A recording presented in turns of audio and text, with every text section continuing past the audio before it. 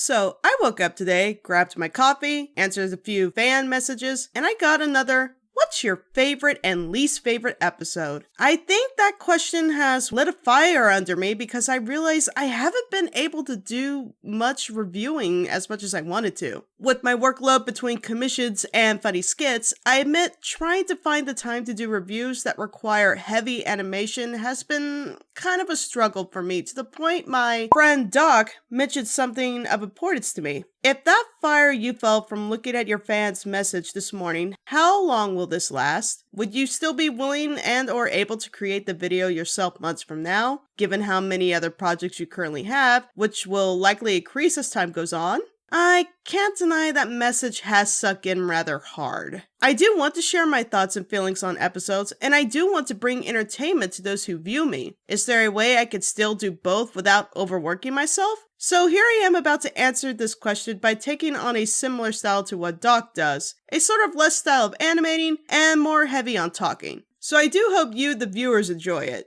Most of you have been asking me similar questions about my views on my least favorite episodes of Generation 4 My Little Pony, and while I have hinted at episodes All's Well That Ends Well holding a unique place in my least favorites, the episode returning Rainbow Dash 246 Greaat has recently been pushing to my number 1 spot. Now don't get me wrong, I know many of you probably come to my channel to hear the positive things I have to say about episodes, and that is what I normally try to aim for. But there comes a time, like with What's Upon a Zeppelin, that an episode strikes me on a personal matter that I feel I need to be honest and express my opinion. After all, this is kind of the point to reviews for me, getting my thoughts and feelings out on the episode and why it feels bad or good to me, and try to think of ways it could improve, if not from the bad side. In this case with this episode, I'm dealing with a frustration on how a teacher is mistreating her students and putting them down, simply because she has no interest in the subject she was assigned to by Head Mayor Twilight.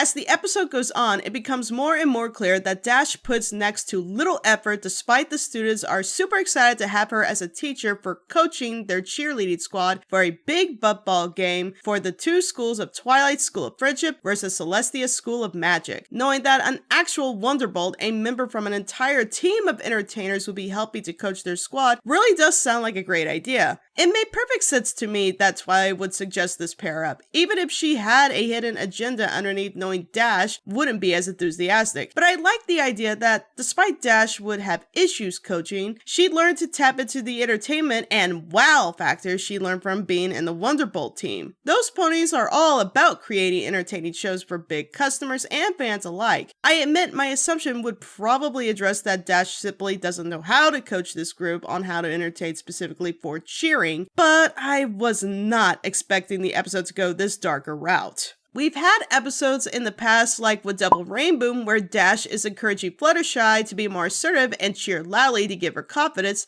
and even admiring the cheerleading squad for the Wonderbolts during the Olympic tryouts in Rainbow Falls. So the series does have a history of her acknowledging and even caring about cheering and its value to a team in the sports world. But for her to treat not just a squad of cheerleaders poorly and shoot down their goals, but to actually do it to children? So it wasn't great. Cheerleading's never great. That's why every pony gets up to get a snack during it.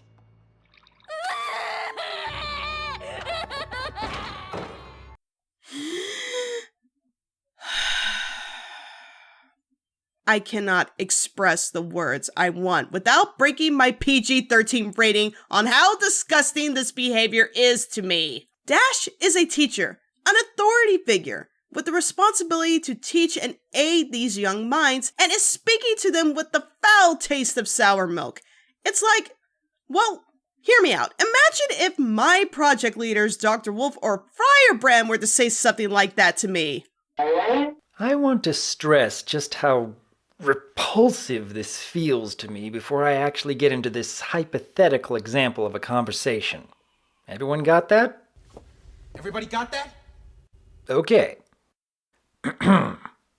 So what if it isn't great? Stop motion is never great. That's why we hire good voice actors to carry the TF2 series.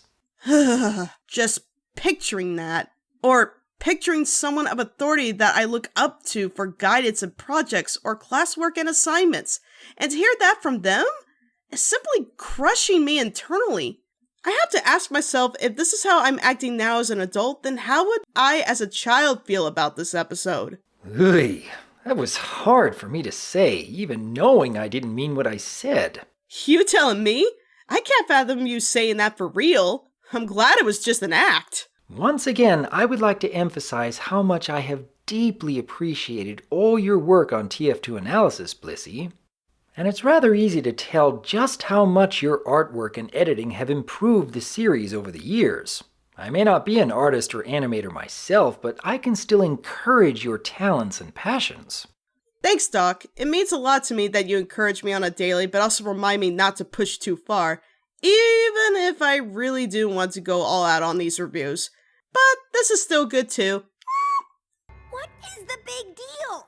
If you don't know, there's no point in us trying to explain it to you. It's not that we were bad. It's that you didn't even want to try to help us get better.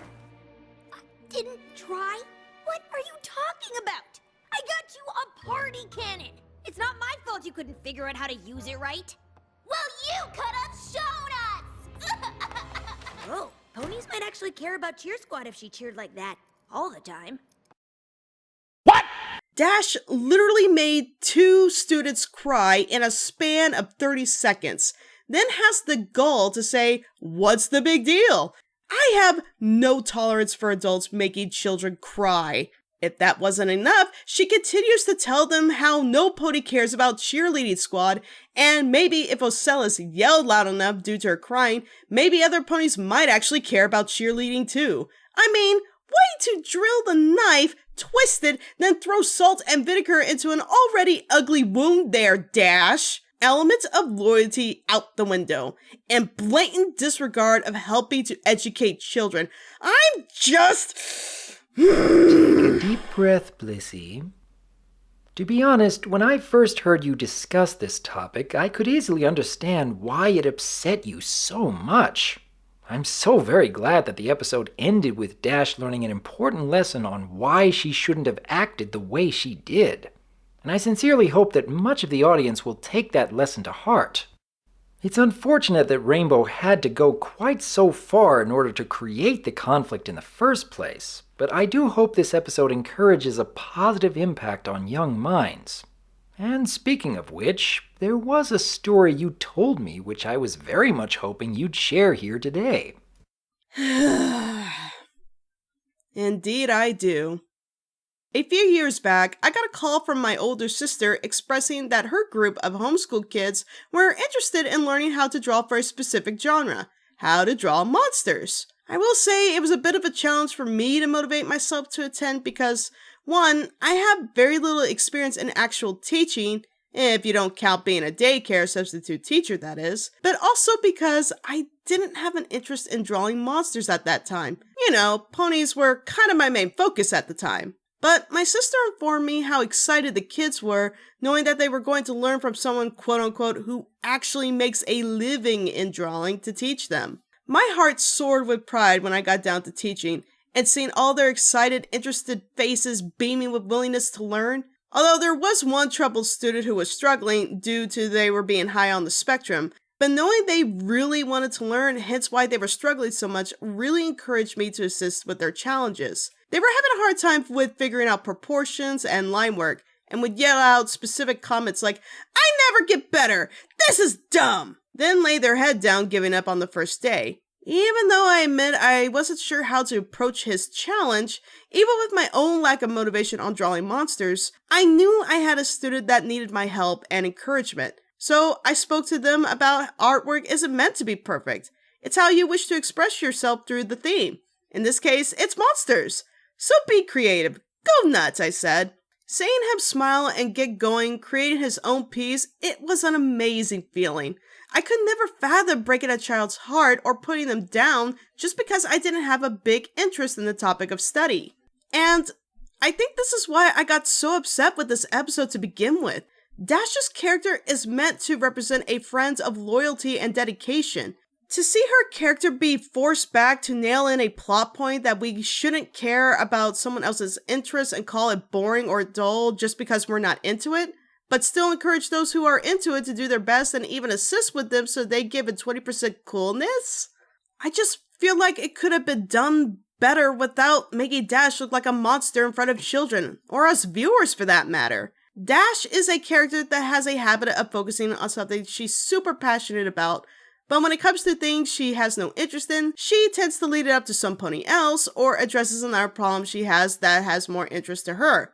That's fine, but for her to completely not be interested in something at the expense of children is just going down a road that I find very frustrating and hurtful. I would have liked to see Dash looking upset as she's assigned to being a cheerleading coach, but knuckles down and attempts to do the job, though her methods are simply not working because she's never really had experience coaching a squad before. So her attempts flop and her students are confused as to why, to which Smolder and Ocellus could approach her and figure out what the problem is. Then Dash could admit to them later down the line that she has no interest in cheerleading. She's never coached a squad before and doesn't know where to start due to lack of motivation. We could even then have Ocellus and Smolder explain to Dash why it's important to them.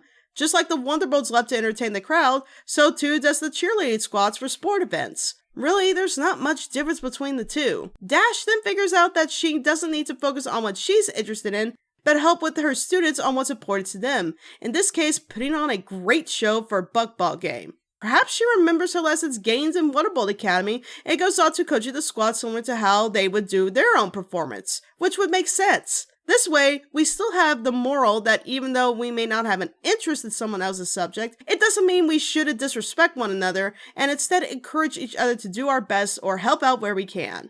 For example, I have absolutely no interest in accounting. I find that doing equations, counting money, figuring out tax deductions, sorting through bills and receipts to figure out where to save where is extremely boring and tedious. But I acknowledge this is something that Doc is interested in and finds very important, and he does it very well. He's even given me tips and advice on how I could save better for when me and Sub-Zero buy our future house, which in the long run will help make things less stressful. I may not have an interest in the subject, but I know it's a subject he truly cares about.